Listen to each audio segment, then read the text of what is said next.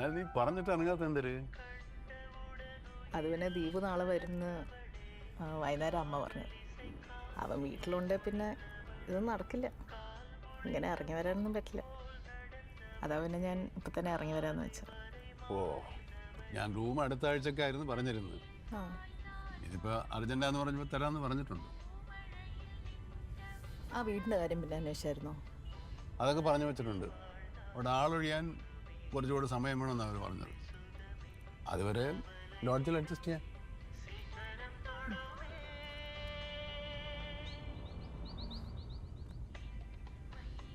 അവളോട് ഡൈവേഴ്സിൻ്റെ കാര്യം പറയണതാണ് ചടങ്ങ്. അവളോട് ഇതുവരെ ഒന്നും പറഞ്ഞിട്ടില്ല.